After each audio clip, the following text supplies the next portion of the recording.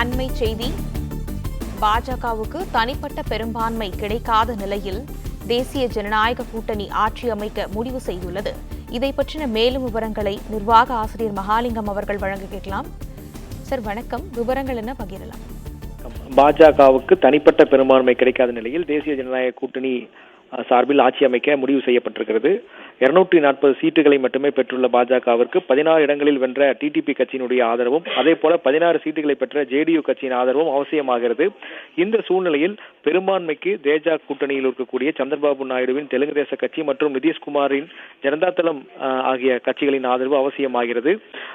இன்று மாலை சுமார் 4 மணி அளவில் பாரதிய ஜனதா கட்சியின் தலைமையிலான தேசிய ஜனநாயக கூட்டணியினுடைய தலைவர்கள் கூட்டம் டெல்லியில் இன்று நடைபெறுகிறது. அந்த கூட்டத்தில் கலந்து கொள்ள இருப்பதாக சந்திரபாபு நாயுடுவும் அதே போல நிதிஷ்குமாரும் தனது ஆதரவை உறுதி செய்திருக்கிறார்கள். இந்த நிலையில் என்னென்ன மாதிரியான கோரிக்கைகளை இரு கட்சிகளும் முன்வைக்க வாய்ப்பிருக்கிறது என்ற தகவல் வெளியாகிருக்கிறது. இரு கட்சிகளுமே மக்களவையின் சபாநாயகர் பதவியை பெற முனைப்பு காட்டுவதாக தகவல் வெளியாகியிருக்கிறது. அதே போல சந்திரபாபு நாயுடுவின் தெலுங்கு தேசம் கட்சி 2 அமைச்சர் மற்றும் ஒரு இணையமைச்சர் பதவிகளை பெற திட்டமிட்டுள்ளதாகவும் தகவல் வெளியாகியிருக்கிறது.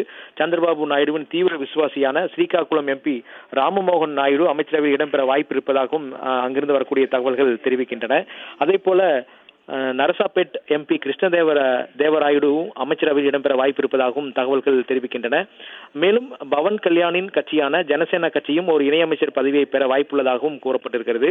ஜனசேனா கட்சி சார்பில் மசூலிப்பட்டினம் தொகுதியில் போட்டியிட்டு வெற்றி பெற்ற பாலசௌரி வல்லபோனி என்ற ஒரு எம்பி அமைச்சரவையில் இடம்பெற வாய்ப்பு இருப்பதாகவும் தற்பொழுது தகவல் வெளியாகிருக்கிறது. எனவே தங்களது ஆதரவு அவசியம் என்ற சூழ்நிலையில் தேசிய ஜனநாயக கூட்டணியில் இடம்பெற்றுள்ள இரு கட்சிகளும் சபாநாயகர் உள்ளிட்ட அமைச்சரவையிலும் இடம்பெறுவதற்கான முனைப்புகளை காட்டி வருகிறார்கள். இருந்த போதிலும் இன்று மாலைக்குள் அதிகாரப்பூர்வமான தகவல்கள் வெளியாகக்கூடிய வாய்ப்பு இருக்கிறது.